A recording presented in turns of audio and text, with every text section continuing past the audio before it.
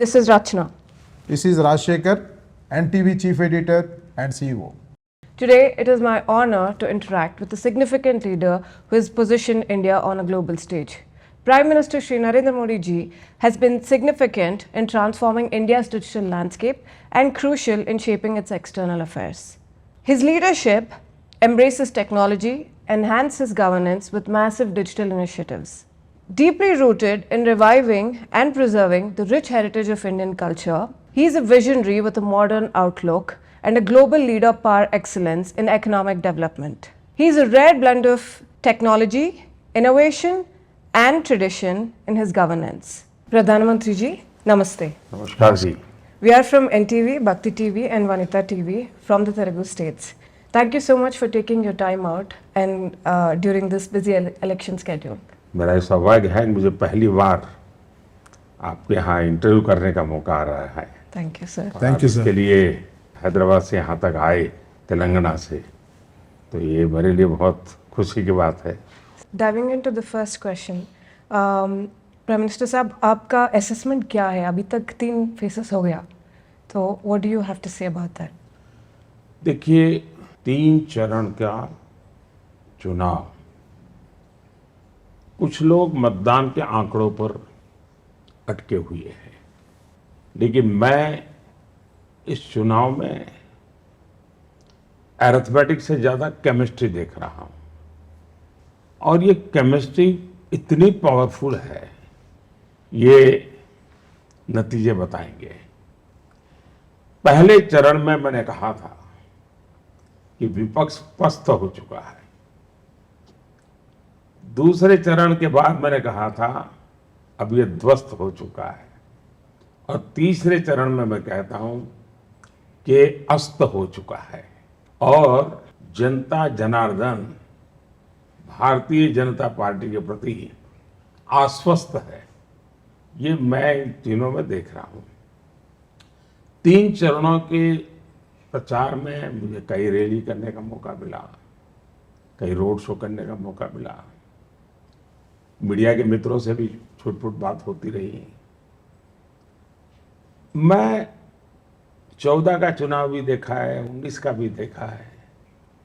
सामान्य नागरिक जिसको कहें, जो राजनीति के गतिविधियों से दूर रहता है, मैं उन लोगों को इस बार मेरे कार्यक्रमों में देख रहा हूं। ये एक बहुत बड़ी निशानी है कि इस प्रकार का समाज जीवन का तबका चुनाव में आपका समर्थन करने के लिए आ जाए, और मैं उसमें एक भक्ति भाव का वातावरण देखता हूं।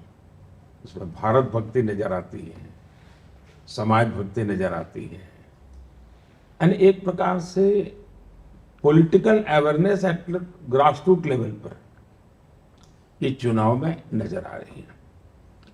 मैं मानता हूं कि 2019 के भी रिकॉर्ड ये चुनाव तोड़ेगा, हर प्रकार से रिकॉर्ड तोड़ेगी। मतदान कम होने के बावजूद भी मेरा मत है कि विजय का जो एक प्रकार से मार्जिन का लेवल है वो भी काफी बढ़ेगा, ऐसा मुझे लगता है। और जहां तक विपक्ष का सवाल है, शायद एक तो उनका इंडी अलायंस चला ही नहीं, वो 2-4 रैली कर पाए, और पहले ही दिन उन्होंने केरल में इंडी अलायंस में के खिलाफ, अपने लेफ्ट के खिलाफ खुद चुनाव खड़े हो गए कांग्रेस के नेता। तो अविश्वास बड़ा जबरदस्त है। सीट आखिर तक वो तय नहीं कर पाते हैं। अभी तक उनका कोई कैंपेन का कोई थीम नजर नहीं आता है। मोदी को गाली गलौज करना वो तो ठीक है, में होता रहता है। और मैं मानता हूं कि इस बार कांग्रेस पार्टी की स्थिति बहुत खराब होगी।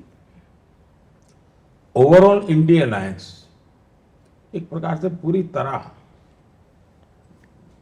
बहुत ही हालत खराब हो जाएगी, और उन्होंने भी मान लिया है। इसलिए आपने देखा होगा को कभी वो इलेक्शन कमीशन पर बवाल खड़ा कर देते हैं, कभी ईवीएम पर बवाल खड़ा कर देते हैं, कभी मतदान के आंकड़ों को लेकर के रोना धोना शुरू कर देते हैं।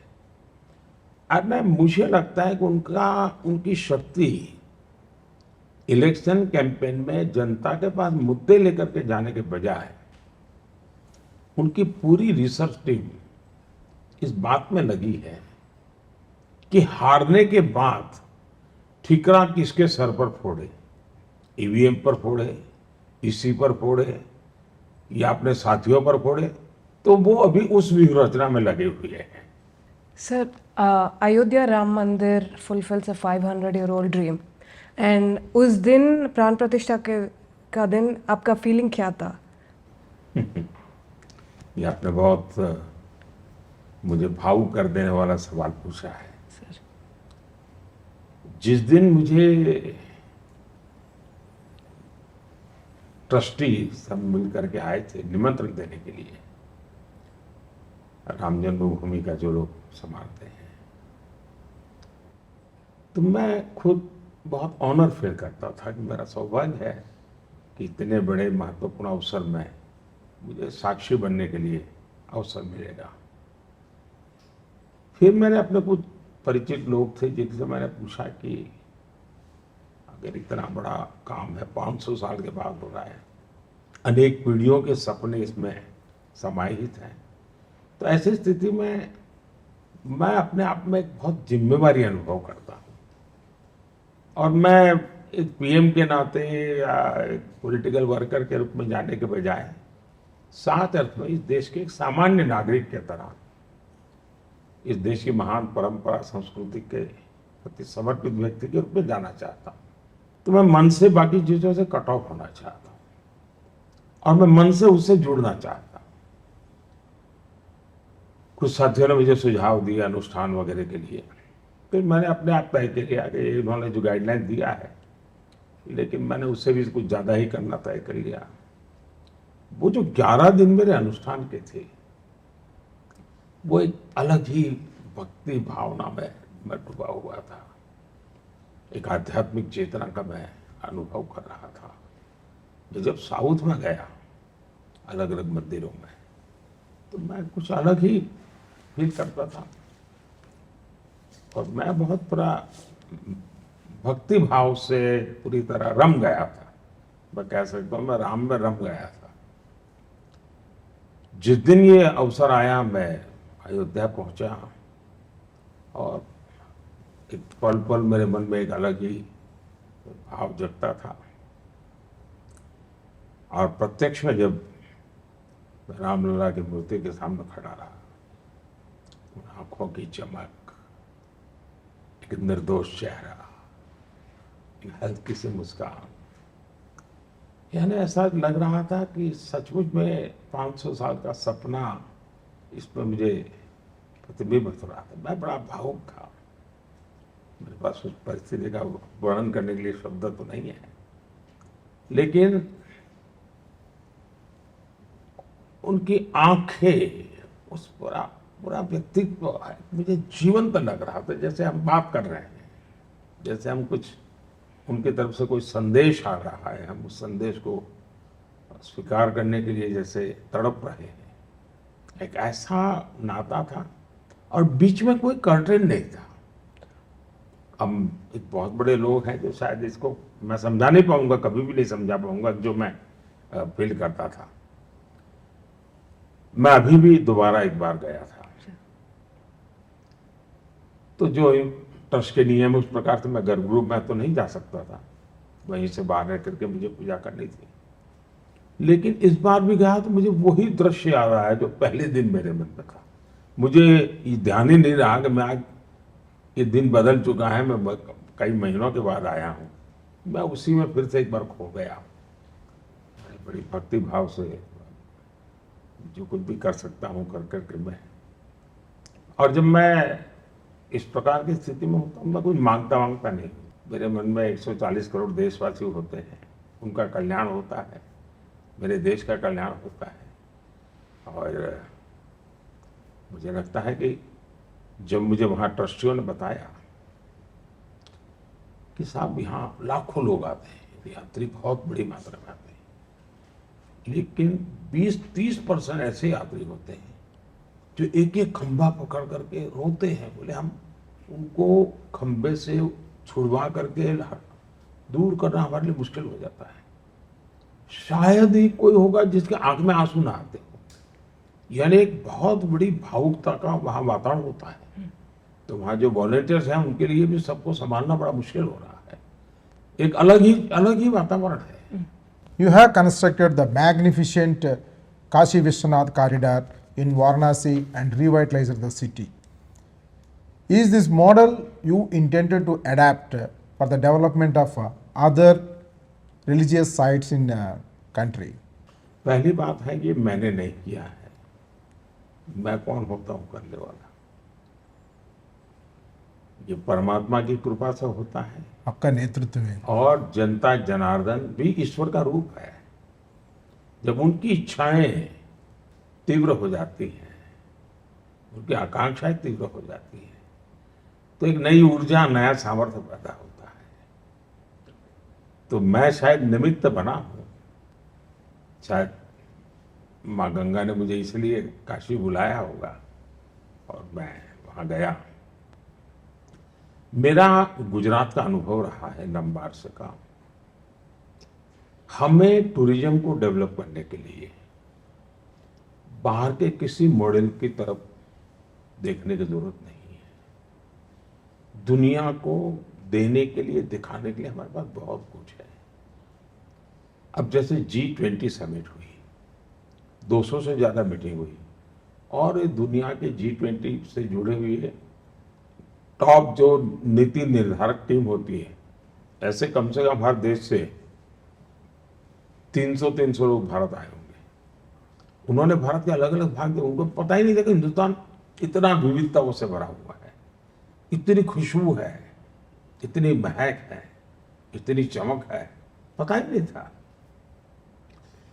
तो उसी प्रकार से भारत में 140 करोड़ देशवासी, वो भी अपने आप में एक बहुत बड़ा, आपके लिए अगर मार्केट की भाषा में बोले तो वो भी एक बहुत बड़ी अपॉर्चुनिटी है।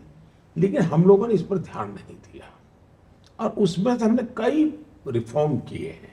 अब जैसे हमने यात्री सर्किट बनाए हैं, ट्रेनें चल रही है, जैसे प्रभु राम की सर्किट की ट्रेन चलती है। एक बार उस ट्रेन में आप बैठ जाइए, फिक्स टिकट है, आपका अंदर रहना, नहाना, खाना सब उसी में होता है। तो बड़ी उम्र के लोगों के लिए बड़ी सुविधा रहती है। जहाँ उतर करके डेस्टिनेशन पे जाना है तो व्हीकल की व्यवस्था भी उसी में आ जाता है। बुद्ध सर्किट बना हुआ है, जैन सर्किट बना हुआ है। तो भारत का जो यात्रा नाम का जो एक पूरा क्षेत्र है, उसके लिए बहुत बड़ी, और मैं तो चाहूँगा कि कभी आपकी पूरी टीम एक सर्किट की टूर करें कैमरा के साथ। मैं सरकार को जरूर बताऊंगा मेरे तीसरे टर्म में, तो आप भी देखेंगे क्या भक्ति, और अंदर पूरा वातावरण भक्ति का होता है। दूसरा, अब काशी विश्वनाथ धाम, काशी विश्वनाथ धाम की बात अगर करें, मैं काशी का सांसद हूँ, तो वहाँ पर मैं समझता हूँ कि करोड़ों की तादाद में वहाँ लोग आए। महात्मा गांधी जी का मैंने पढ़ा था, वो काशी आए थे और महात्मा गांधी जी ने बड़ा नाराजगी व्यक्त की थी। गंदगी है, अव्यवस्था है, इंफ्रास्ट्रक्चर का नाम नहीं है। तो मेरे मन में था कि गांधी जी के समय की वेदना अभी तक किसी ने पूरी नहीं की। फिर मेरे मन में आया कि भाई एक एमपी हूं, उस नाते तो करूंगा, लेकिन गांधी जी ने जो कहा है मुझे उसका कोई, गांधी जी की इच्छा मुझे पूरी करनी चाहिए। उस भाव भी मेरे मन में था। इंफ्रास्ट्रक्चर में काफी कुछ किया है हमने, वहाँ सुविधाएं भी बढ़ाई हैं मैंने। अब जैसे वहाँ पर एक परंपरा है, काफी लोग अंतिम संस्कार के लिए वहाँ आते हैं, तो मैंने जल सब वाहिनियाँ बनाई हैं ताकि डेड बॉडी को आने में सुविधा हो, तुरंत आए ले जाएं। तो ऐसी कई नई नई चीज़ें वहाँ जोड़ी है और वहाँ उसके कारण यात्रियों की संख्या इतनी बढ़ी है। और जो विश्वनाथ कॉरिडोर बना, उसमें काशी वासियों ने बहुत सहयोग किया, वरना इतनी बड़ी जगह बन नहीं सकती, इतने मकान एक्वायर करने थे, ये सारा काम किया। करीब 15 करोड़ से भी ज़्यादा लोग वहाँ आ चुके हैं। और जब 15 करोड़ लोग आते हैं तो आप कल्पना कर सकते काशी जैसे स्थान का इकोनॉमी कहाँ से कहाँ पहुंच जाएगी। आज वहाँ पर इकोनॉमी इतनी बूम है और वही तो लोगों को रोजगार मिल जाता है, नाविकों को भी काम मिल जाता है, फूल बेचने वाले को काम मिल जाता है, गेस्ट हाउस वालों को काम मिल जाता है, सामान बेचने वालों को मिल, खिलौने बेचने, यानी एक प्रकार से हर प्रकार से लाभ हुआ है। 2023 में करीब 20 लाख यात्री बाबा केदारनाथ आए थे। अब उत्तराखंड जैसा राज्य जिसकी इकोनॉमी इस पर डिपेंडेंट है, वहां पर इतनी सतर्कता, मतलब पूरे राज्य की इकोनॉमी को वो पूरी ताकत देते हैं। यानी अगर पूरी चारधाम यात्रा में कहूं तो चारधाम यात्रा में करीब 55 लाख श्रद्धालु, उससे ज्यादा श्रद्धालु वहां आते हैं। ये पूरा का पूरा वहां की इकोनॉमी है। और जो ये उज्जैन में आप जाएंगे, जो महाकाल महालोक बना हुआ है, वो पिछले साल मुझे जो बताया गया था, अभी जब मैं मध्य प्रदेश गया, 5 करोड़ श्रद्धालु आए थे। ये अपने आप में श्रद्धा वगैरह तो है ही है, लेकिन उसके साथ इकोनॉमी भी जुड़ी है। और भारत ऐसा देश है कि जिसमें अब जैसे हेमकुंड साहब है, हेमकुंड साहब जाने की हमारे सभी सिख भाई बहनों की इच्छा रहती है, लेकिन कठिन है, सब नहीं जा पाते। अब वो एक रोपवे बना रहे हैं। रोपवे बनाएंगे तो अन्य जो श्रद्धालु हैं बड़ी आसानी से जाएंगे, बर्फ रहता है, लंबा समय तक बर्फ रहता है। उसी प्रकार से हमने करतारपुर कॉरिडोर बनाया। हकीकत तो जब भारत पाकिस्तान की लड़ाई हुई थी, 93,000 सैनिक भारत के सामने सरेंडर किया था, भारत के कैद में थे। उस समय जब बातचीत हुई पाकिस्तान के साथ, तो उस समय हमें एक शर्त करनी चाहिए थी कि गुरु नानक देव जी के लिए हमारा अब पवित्र स्थान है करतारपुर साहब, वो हमें मिलना चाहिए। लेकिन ये उनको सुझा ही नहीं। तो क्या होता था, आपको जान के हैरानी होगी, हिंदुस्तान की सीमा के उस पार करतारपुर साहब है, तो यहां पर एक टावर जैसा बनाया है। टावर से लोग दूरबीन से करतारपुर साहब के दर्शन करते थे और कतार लगती थी, उसके लोग आते थे। ये मैं जब पंजाब में पहले काम करता था, मेरे सब परिचित था। मुझे एक दर्द होता था कि ऐसा अपमान कैसे हम सह सकते हैं, ऐसी हमारी मजबूरियों की जिंदगी क्या होती है। मैंने आकर के यहाँ कोशिश की और आखिरकार रास्ता निकला। आज वहाँ हमारे लोग आराम से जा सकते हैं, दर्शन करके वापस आ सकते हैं, और बहुत ही सुंदर वहाँ व्यवस्था खड़ी कर दी है। तो करतारपुर साहब कॉरिडोर जो बना है वो भी ऐसा ही है। उसी प्रकार से मेरा मत है, कुछ ऐतिहासिक स्थानों का महत्व होता है। जैसा तीर्थ स्थान का है वैसा ही है। अब बाबा साहब आम्बेडकर के साथ जुड़े हुए पंच तीर्थ की तरफ मैंने काम किया है, जहाँ बाबा साहब आम्बेडकर का जन्म हुआ, यूके में जहाँ बाबा साहब आम्बेडकर रहते थे, बाबा साहब आम्बेडकर जहाँ पर दीक्षा ली, बाबा साहब आम्बेडकर जहाँ काम करते थे, बाबा साहब आम्बेडकर को जहाँ अंत्येष्टि हुई, इन 5 स्थानों को मैंने बहुत अच्छी तरह डेवलप किया है। एक का काम चल रहा है। तो पंच तीर्थ एक प्रकार से बहुत ही लोगों के लिए, जो लोग देश में आज़ादी के बाद जो बदलाव आया उसमें महत्वपूर्ण भूमिका निभाने वाले बाबा साहब आम्बेडकर, उसके जीवन को समझने के लिए पंचतीर्थ की यात्रा बन गई है। दांडी हिंदुस्तान के स्वतंत्रता आंदोलन की महत्वपूर्ण घटना, लेकिन दांडी को भुला दिया गया था। मैंने पूरा दांडी का पुनर्निर्माण किया। स्टैच्यू ऑफ यूनिटी, मेरे मन में था कि भारत को दुनिया बड़ी ताकत से देखे। स्टैच्यू ऑफ लिबर्टी, उससे statue of unity double size का है। ये दुनिया का सबसे बड़ा स्टैच्यू है और पूरी वहाँ व्यवस्था बनी है। तो टूरिज्म को डेवलप करना, सत्ता स्थानों को डेवलप करना, हमने इस क्षेत्र का सब भरपूर, और ये देश की इकोनॉमी को बढ़ देने वाला है, देश की प्रतिष्ठा बढ़ाने वाला है, और उसके लिए हम काफ़ी कोशिश कर रहे हैं। So, do you believe your continued electoral success is largely supported by women voters? मैं पूरी तरह कन्विंस हूँ। मैं व्यक्तिगत जीवन में फील करता हूँ कि मुझ पर देश की मातृ शक्ति का बहुत आशीर्वाद रहा है। मैं तो मेरा सुरक्षा कवच भी मेरी माताओं बहनों को मानता हूँ, और जो भाव भक्ति से माताएं बहनें मुझे आशीर्वाद देती हैं, वो उससे बड़ी क्या शक्ति हो सकती है। और मैं भी इस मत का हूँ कि समाज की समृद्धि का मूल मानदंड है वहाँ की नारी शक्ति का सशक्तिकरण, वही उसका रास्ता है।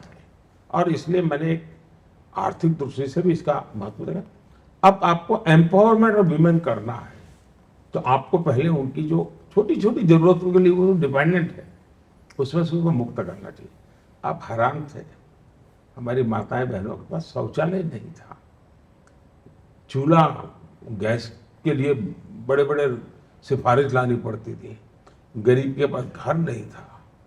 इन सारी चीज़ों को अब मैंने एक कदम आगे उठाया, एक साइकोलॉजिकल चेंज लाना है कि भाई ये महिलाएं सिर्फ पापड़ बनाएगी या अचार बनाएगी, क्या इससे बाहर नहीं है। मैंने अभी उनको ड्रोन पायलट बनाने शुरू किया। इतना एक्सपीरियंस मेरा पॉजिटिव है और इतनी बहुत अच्छे तरीके से वो किसानी की मदद कर रहे हैं और कमाई भी कर रहे हैं। मेरा एक मिशन है लखपति दीदी बनाने का। पहले मैंने ट्रायल किया, 1 करोड़ तक पहुंचा, लेकिन वो तो छूट था। अब मैं ऑर्गेनाइज वे में उस पर काम करने वाला हूँ और इस बार हमने मैनिफेस्टो में कहा है कि मैं 3 करोड़ लखपति दीदी बनाऊंगा।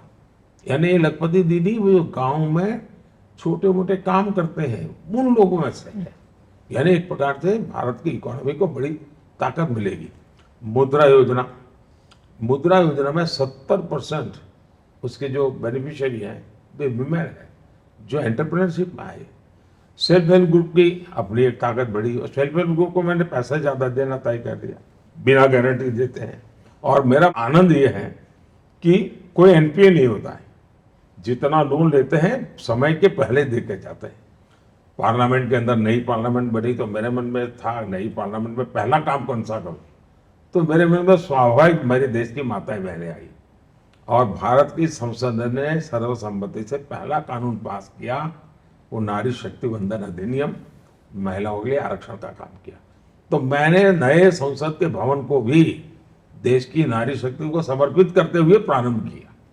तो मैं बाकी तो आप देखिए, सेना के अंदर आज हमारी बेटियां हैं, खेलकूद में हमारी बेटियां हैं, साइंटिफिक फील्ड में हमारी बेटियां हैं।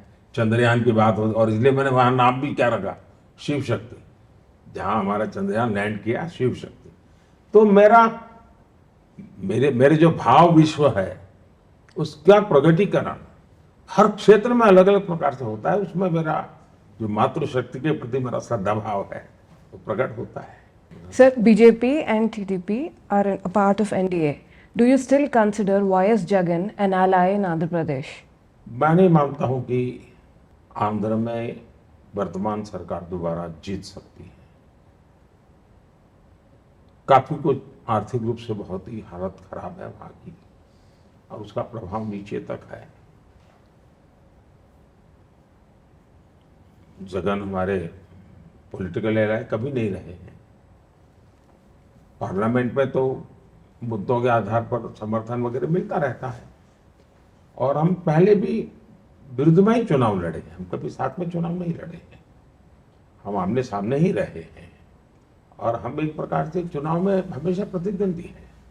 लेकिन अगर वो राज्य के मुख्यमंत्री हैं तो मैं संविधान के तहत बंधा हुआ हूँ कि मैं फिर पार्टी नहीं देख सकता, फिर मुझे किसी भी पार्टी की सरकार हो, मेरा काम है उस राज्य को मजबूत बनाने में, उस सरकार की जितनी क्षमता है उसमें क्या मैं एडिशन कर सकता हूँ। तो मैं आंध्र के लिए भी करता रहा हूँ और वो तो मेरा एक संवैधानिक दायित्व भी है और मेरे देश का जो मेरा सपना है उसमें मैं तो चाहूँगा हर एक राज्य को साथ लेकर के मैं चलूँ। तो वो नाता एक अलग है। जहाँ तक चुनाव का सवाल है, टीडीपी और बीजेपी तो पहले भी एनडीए में साथ में थे, इस बार जनसेना भी हमारे साथ जुड़ी हुई है। जिस प्रकार का लोगों का रिस्पॉन्स है, जिस प्रकार का एक आकर्षण बना हुआ है, मैं पक्का मानता हूं कि एनडीए की सरकार वहां बनेगी और लोकसभा में सर्वाधिक सीटें जीत करके एनडीए आंध्र में आएगी। Sir, what convinced you to form alliance with Jana Sena and TDP in Andhra Pradesh? ये बात सही है कि भारतीय जनता पार्टी का मूलभूत सिद्धांत है कि हमें अधिकतम लोगों को साथ लेकर के चलना चाहिए। ये हमारा मूलभूत सिद्धांत है। हमें ये अहंकार नहीं है कि अब भारतीय जनता पार्टी बहुत बड़ी हो गई है, अरे चलो भाई हमें क्या जरूरत है। हम इस मिजाज के नहीं हैं। इवन पूर्ण बहुमत था हमारे पास, फिर भी हमने सभी साथियों को सरकार में रखा था, क्योंकि हमारा मूलभूत मतलब भारत जो है, भारत की राजनीति अब वो 2 कैंप में डिवाइड है। एक बीजेपी के नेतृत्व में एनडीए है, दूसरी तो कांग्रेस के नेतृत्व में इंडिया अलायंस है, जो पहले यूपीए के रूप में जाना जाता था। तो हम इस मत के हैं कि अधिकतम राजनीतिक दलों को हमने साथ रखना चाहिए। दूसरा, नेशनल पॉलिटिकल पार्टीज उसने रीजनल एस्पिरेशंस को रिस्पेक्ट करना चाहिए, रीजनल एस्पिरेशंस को एड्रेस करना चाहिए। और रीजनल पॉलिटिकल पार्टियां साथ होती हैं तो उसको करने में सुविधा बढ़ती है। फुल फ्लेज अगर अब जैसे गुजरात है, गुजरात में आज भारतीय जनता पार्टी पूरी लीडरशिप वहां से वैसे ही वहां अलग से किसी की जरूरत नहीं पड़ती है। लेकिन तेलंगाना हो या आंध्र हो, तो हमें रीजनल एस्पिरेंस को एड्रेस करना चाहिए। हम हमारा राष्ट्रीय कर्तव्य मानते हैं और इसलिए हम छोटे हैं कि बड़े हैं उसके बजाय हम कितने ही बड़े क्यों ना हो, हम रीजनल एस्पिरेशंस को साथ लेकर चलेंगे। और उन मूलभूत विचार के कारण अब बीजेपी टीडीएम हम पुराने साझेदार रहे हैं। एनटीआर समय से सरकार में भी हम एक दूसरे को सहयोग करते थे, तो एक प्रकार से मिलकर के हमने काम किया हुआ है। और आपने देखा होगा हम नरसिम्हा राव जी को हमने भारत रत्न दिया, वो तो बीजेपी के थे नहीं, वो तो कांग्रेस के थे। एक बार बीजेपी के द्वारा चुनाव भी हारे थे, लेकिन सार्वजनिक जीवन में प्रतिष्ठा के प्रति हमारा एक आदर का भाव रहता है। Sir, coming to Telangana, how do you evaluate your performance in Telangana? BJP को क्लीन स्वीप मिलने वाला है पार्लियामेंट के चुनाव में, क्लीन स्वीप। और उसमें मुझे जरा भी दुविधा नहीं, क्योंकि मैं देख रहा था कि मैं जब गुजरात में हमारे यहाँ 80-90s में मेरी पार्टी कैसे डेवलप हुई, मैं आज वो सारे एलिमेंट तेलंगाना में देख रहा हूँ, वहाँ के जनता का मिजाज देख रहा हूँ। तो मैं क्लीन स्वीप देख रहा हूँ। मैं और देश के लोग को बिल्कुल मेरी बात ये याद करेंगे इसको। तेलंगाना में एक मिरेकल आप देखेंगे। कोई दल इतने कम समय में जनता को निराश कर दे, इसकी मैं कल्पना नहीं कर सकता। अभी कुछ ही महीने पहले कांग्रेस पार्टी को इतना भारी बहुमत दिया, लेकिन वो हर मोर्चे पर विफल हो गए, हर मोर्चे पर विफल हो गए। और फिर आप कहोगे अब तो मैं राजा हूं, मैं कुछ करूंगा नहीं। तो मैं समझता हूं कि तेलंगाना की जनता को बीएनएस के प्रति अत्यंत गुस्सा था, उसका बेनिफिट कांग्रेस को मिला। मुझे नहीं लगता है कि तेलंगाना की जनता का फर्स्ट चॉइस कांग्रेस थी। उनकी मजबूरी थी कि ये तो इन्होंने तो बर्बाद कर दिया, चलो जो मिले सो। उसका बेनिफिट मिला कांग्रेस को। कांग्रेस ने उसको जनता को आदर भाव के साथ सेवा भाव से जोड़ने के बजाय वो अपनी सत्ता के अहंकार में जुड़ गए। और मैंने तो आरआर फैक्टर की बात कही है, डबल आर टैक्स की बात कही। और मैं तो हैरान हूं, वहां के मुख्यमंत्री जी ने एक बड़ा गजब का बयान दे दिया। मैंने सिर्फ डबल आर टैक्स कहा है और उन्होंने नाम को कह दिया। अब मैंने तो बोला नहीं, तो नाम वो कहां से ले आए? मतलब उनको शायद पता होगा या उनको यही नाम दिखाई दिया होगा। तो ऐसा क्यों करते होंगे, मुझे समझ नहीं आता है। Andhra Pradesh and Telangana governments have incurred significant debt to fund their election promises that have proven to be the huge financial burden on state resources. Do you believe that this affects developmental activities in the states?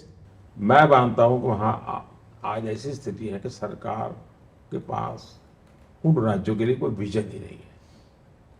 देखिए, छत्तीसगढ़ भी तो नया बना राज्य था, लेकिन छत्तीसगढ़ में BJP को सेवा करने का मौका मिला तो हमने बीजेपी छत्तीसगढ़ को हमने शेप दे दिया। छत्तीसगढ़ एक बड़ा वाइब्रेंट इकोनॉमी वाला सेंटर बन गया। वैसा ही नया राज्य बनने के बाद बहुत अवसर था और उनको बहुत मदद भी मिल रही थी। तो आंध्र भी उस फायदा उठा सकता था, तेलंगाना भी उठा सकता, लेकिन दुर्भाग्य से दोनों एक स्थिति में या तो अंदर अंदर लड़ो या तो केंद्र से लड़ो, उस परिस्थिति में आ गए। उन्होंने जो नीतियां बनाई वो एक प्रकार से तिजोरी तो खाली कर ही देती थी, लेकिन करप्शन को बल देने वाली नीतियां बनी। उसने भी सारी व्यवस्था को, अर्थव्यवस्था को चरमरा दिया। आंध्र में रेत शराब माफिया ही जैसे आंध्र चला रहे ऐसी एक चर्चा है। तेलंगाना में भू माफियाओं का एक बहुत बड़ा कारोबार चल रहा है, उसकी चर्चा है। यानी जिनके पास गवर्नर का एजेंडा नहीं वो ऐसे फालतू चीजें करते रहते हैं। अगर आपको जनता के लिए काम करने का एजेंडा हो, रोड मैप हो, इम्प्लीमेंट करने के लिए आपके पसीना आप निकाल दो, तब तो आप परिणाम देते हैं। और वो कमी मैं देख रहा हूँ कि आजकल शॉर्टकट वाला जो खेल चल रहा है, और लिख करके रखो shortcut will cut you short, railway station पे लिखा हुआ होता है। ये ऐसा ही हाल है लोगों का। Sir, what is your vision for Telangana? अब कैसा डेवलपमेंट करना चाहते हैं उधर? एक तो संपूर्ण देश का जो विजन है, हम 2047 विकसित भारत के लक्ष्य को लेकर के चलना चाहिए। तो भारत सरकार एक डॉक्यूमेंट तैयार कर रही है, काफी मात्रा में हमने कर लिया है। मैं चाहता हूं कि राज्यों ने और केंद्र सरकार ने मिलकर के एक ही दिशा में विकसित भारत के लक्ष्य को लेकर के चलना चाहिए। और उसमें हमारी तेलंगाना के पास अपनी एक समृद्ध विरासत है, क्षमता है। पहले के जमाने में तो मुंबई, कलकत्ता, चेन्नई, दिल्ली 4 शहर जाने जाते थे। बेंगलुरु, हैदराबाद अपनी एक ताकत को लेकर के दुनिया में उनका नाम हुआ, लेकिन राजनीतिक स्थितियों ने स्थितियां बिगाड़ दी। मेरी दृष्टि से होलिस्टिक प्रोग्रेस के तेलंगाना में 4 में पहलू देखता है। एक, हमने आधुनिक इंफ्रास्ट्रक्चर में जितनी तेजी कर सकते हैं करनी चाहिए। दूसरा, ग्रामीण क्षेत्र में कृषि का विकास और वैल्यू एडिशन, ये दोनों चीजों पर बल देना चाहिए। और मैंने देखा है कि तेलंगाना में और आंध्र में कुछ किसान नेचुरल फार्मिंग की तरफ बल दे रहे हैं। उसको बढ़ावा देंगे तो और उनका एक ग्लोबल मार्केट मिल सकता है। तो उन दिशा में फिर एग्रो प्रोडक्ट का प्रोसेसिंग, इस पर बल देना चाहिए। हम इंडस्ट्रियल पार्क की तरफ वहाँ जा रहे हैं ताकि वहाँ कॉटन के ग्रोवर है तो उसको भी बहुत बड़ा लाभ होगा। कुछ स्थान पर गन्ना किसान है तो हम इथेनॉल पर जा रहे हैं तो उनको बहुत बड़ा लाभ की संभावना है। दूसरा, अब जमाना है अर्बनाइजेशन होना ही होना है जी, हम रोक नहीं सकते। तो अब रोते बैठना कि अर्बनाइजेशन को अपॉर्चुनिटी मानना, मैं मानता हूं कि भारत के नेतृत्व की, हर राज्य के पॉलिटिकल लीडरशिप के नेतृत्व की कसौटी ये है कि वो अर्बनाइजेशन को अपॉर्चुनिटी माने और अभी से प्लानिंग करें। और इसलिए मुझे लगता है कि तेलंगाना के 5-7 शहरों को मोस्ट मॉडर्न डेवलप करने की दिशा में जाना चाहिए। हैदराबाद को तो ग्लोबल सिटी के रूप में डेवलप करना चाहिए, क्योंकि हैदराबाद का ग्लोबल वैल्यू है। हैदराबाद कोई एक राजधानी ऐसा नहीं है, भारत का एक शहर ऐसा नहीं है, उसकी अलग अहमियत है। खेलकूद में हैदराबाद कितना बड़ा कर रहा है जी, यानी इसलिए मैं मानता हूं कि बहुत कुछ वहां हम कर सकते हैं। चौथा है सामाजिक न्याय। मैं मानता हूं सोशल जस्टिस के बिना हम समाज में इतना बड़ा अंतर हो कि भी कुछ लोग बहुत एक्टिव हो, कुछ पीछे हो, तो ये नहीं चल सकता। उसके लिए जो भी आवश्यक है उन कदमों को उठाना चाहिए। तो इस इंफ्रास्ट्रक्चर विकास, अब जैसे हमने नेशनल हाईवे 6 लेन बना रहे हैं, रेलवे MMTS नेटवर्क का विस्तार हम कर रहे हैं, हैदराबाद सहित प्रमुख शहरों में वंदे भारत मेट्रो ट्रेन, उस दिशा में हम काम कर रहे हैं। उसी प्रकार से प्रमुख शहरों को जोड़ने वाले हाई स्पीड कॉरिडोर का निर्माण, ये हाई स्पीड कॉरिडोर बहुत बड़ी ताकत बनने वाला है। लॉजिस्टिक हब के रूप में भी वो एक प्रकार से ये कॉरिडोर काम आने वाले हैं। अब जैसे नेशनल टर्मरिक बोर्ड की बात है, नेशनल टर्मरिक बोर्ड हमें बहुत दिनों से मांग थी, हमने पूरा कर दिया। रिसर्च, इस पर हमने सरकार ने बहुत बड़ा धन दिया। हमारा देश आने वाले दिनों में एक प्रकार से फार्मेसी का हब बनेगा। और जब मैं फार्मेसी का हब बनकर कहता हूँ तो हैदराबाद में पोटेंशियल बहुत है, तेलंगाना में पोटेंशियल बहुत है। तो इन सारी चीज़ों में अगर हम विकास में भर देंगे तो बाकी तो डिजिटल है, कई चीज़ें हैं जिसको हम लेकर के आगे बढ़ सकते हैं। एक जो मैं सामाजिक न्याय की बात करता था, अब देखिए मादिगा समाज कितने लंबे समय से उनको तड़पाया जा रहा है। मैंने खुल करके कहा है मादिगा समाज के साथ न्याय करने के लिए मैं पूरी तरह उनके साथ खड़ा हुआ। एससी समुदाय के हितों की रक्षा, वहां बंजारा समाज इतना बड़ा है, उनको छोटी छोटी चीजों के लिए लटकाया हुआ है। यानी एक प्रकार से हमें इन चीजों की चिंता करनी चाहिए और इनकी रक्षा के लिए हमारे यहाँ भी मैंने हाई लेवल कमेटी भी बनाई है, मैं इस पर काम भी कर रहा हूँ। On one hand, you say there is RR tax, and other hand, BRS party involved in liquor scam. What action will BJP take against corruption? जहाँ तक भ्रष्टाचार का विषय आपने निकाला है, देखिए मैं समाज भ्रष्टाचार का मेरा किसी राज्य से वो सीमाओं में बंधा हुआ विषय नहीं है, न दलों से बंधा हुआ विषय है, न समय से बंधा हुआ विषय है। मेरे लिए हिंदुस्तान के उज्जवल भविष्य के लिए भारत को इस बीमारी से मुक्त करना बहुत जरूरी है। कुछ लोगों को लगता है कि असंभव है, असंभव नहीं है। मुझे देखिए, पहले हमारे यहाँ आते 15 साल पहले ब्लैक मार्केट शब्द सुनने को मिलता था। आज ब्लैक मार्केट शब्द करीब करीब हट गया। पहले तो सिनेमा थिएटर पर भी ब्लैक में टिकट ले आइए, आज वो शब्द चले गए। क्यों? तो समाज जीवन में टेक्नोलॉजी है, एफिशिएंट सोसाइटी बनती जा रही है, उत्पादन की विपुलता हो जा रही है, तो फिर वो धीरे धीरे हटता जाता है। अगर ब्लैक मार्केट जैसा इतना बड़ा भारी शब्द था, वो खत्म होते होते कहीं पर कभी सुनने को मिलता है। मैं मानता हूं देशवासी विश्वास करें, भ्रष्टाचार भी ये शब्द, यानी एक पीढ़ी ऐसी आएगी शायद भ्रष्टाचार उनके लिए सर पर पूछेंगे भ्रष्टाचार क्या होता है। ये हो सकता है, लेकिन इसके लिए कमिटमेंट चाहिए। मेरा कमिटमेंट है, मैं भ्रष्टाचार के खिलाफ लड़ाई लड़ रहा हूं और सिस्टमेटिक गवर्नेंस की व्यवस्था में बदलाव करके, और दूसरा जो आदतन पाप करने के आदी लोग हैं, जो भ्रष्टाचार का हक मानते हैं, वो कानून के दायरे में आने चाहिए। अब बीआरएस के नेता जेल में, कोर्ट में उनको बेल नहीं मिल रही है। पार्टी का नाम बदला, लेकिन ब्लॉक लेवल तक उनकी पार्टी आज बची नहीं है। अब वो अनाप शनाप भ्रष्टाचार कर करके वो मानते थे मैं दुनिया को खरीद लूंगा, देश की राजनीति को इन्फ्लुएंस करूंगा रुपयों के सहारे। सिद्ध हो गया ये संभव नहीं है। हो सकता है आपके पास रुपयों के पहाड़ पड़े होंगे, और तेलंगाना के लोगों ने इस बीमारी पर गुस्सा व्यक्त किया और साफ कर दिया।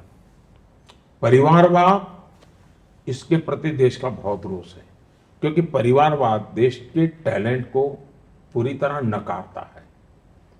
किसी भी, आप हैरान हो जाएंगे, उत्तर प्रदेश में समाजवादी पार्टी ने कुछ सीटें यादव कम्युनिटी को दी है, लेकिन यादव समाज में से एक भी यादव नहीं है, सारे के सारे यादव उनके फैमिली मेंबर हैं। तब किसी भी यादव को गुस्सा आएगा कि ये क्या राजनीति है। अब देखिए हम कैसे हैं, मध्य प्रदेश में हमारे मुख्यमंत्री हैं, यादव कम्युनिटी से हैं। हमने वोट बैंक के आधार पर तय नहीं किया, उनके पास अनुभव था, पहले भी सरकार में रहे थे, संभाल सकेंगे, हमको विश्वास था, तो उनको हमने बनाया। यहां परिवार के बाहर जाने को तैयार नहीं किए। वैसा ही हाल हो गया है दक्षिण के राज्यों में, और इसलिए, और परिवार के बाद के साथ डेफिसिट ऑफ टैलेंट तो आता ही आता है।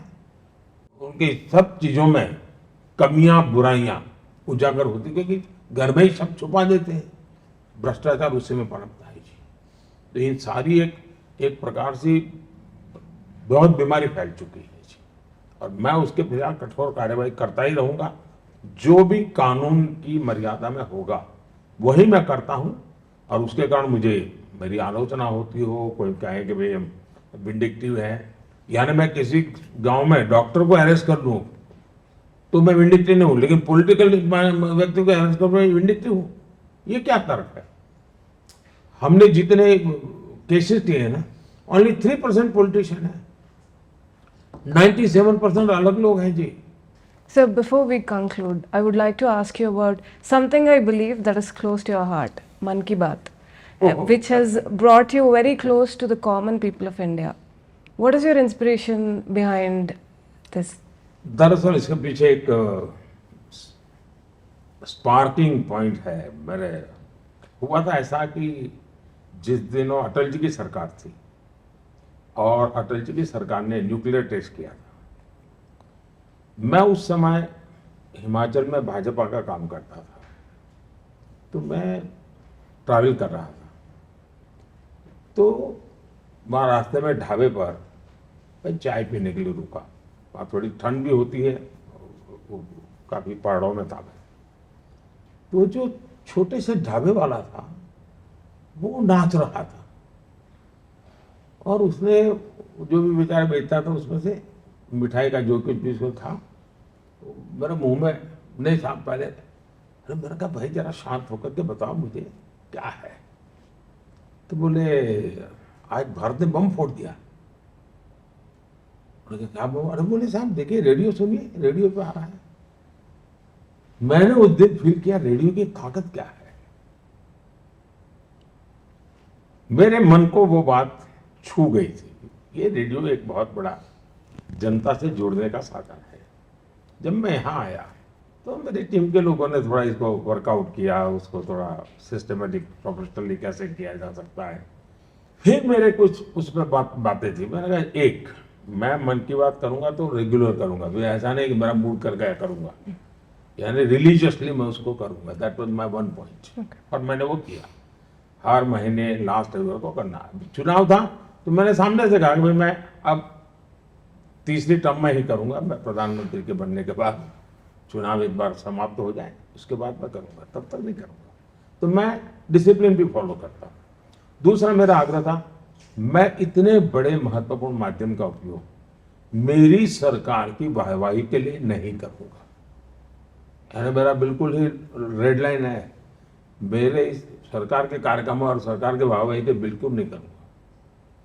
तीसरा, मैं इसको जन सामान्य की प्रेरक जो बातें होती है, जो हमें सबको इंस्पायर करती है, उस पर ध्यान केंद्रित करूंगा।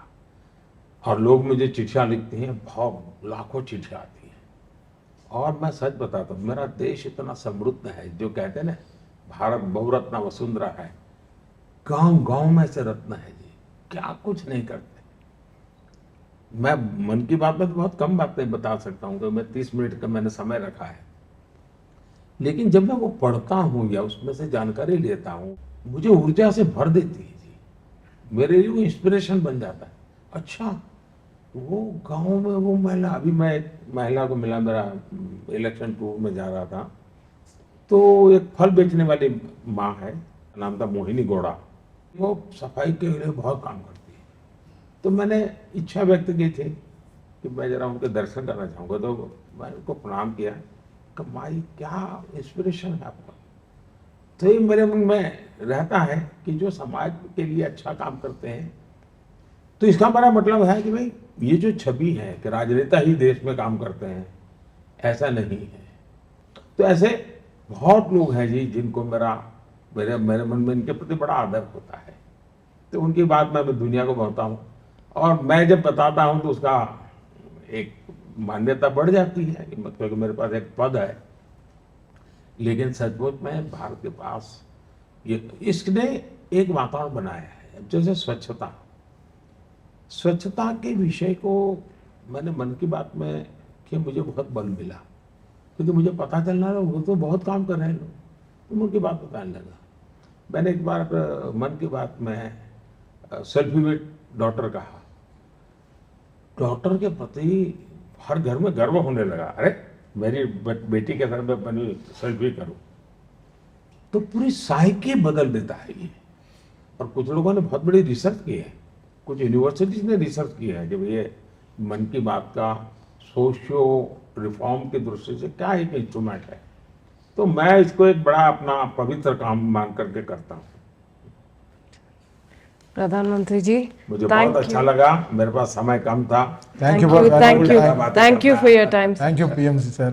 मेरी तरफ से बहुत आपके सभी दर्शकों को मेरा प्रणाम और तिरुपति बालाजी की कृपा हम सब पर बनी रहे और हम सब देश का भी भला करें, विकसित भारत का सपना पूरा करें। सबको मेरा नमस्कार। Thank you, sir. नमस्कार।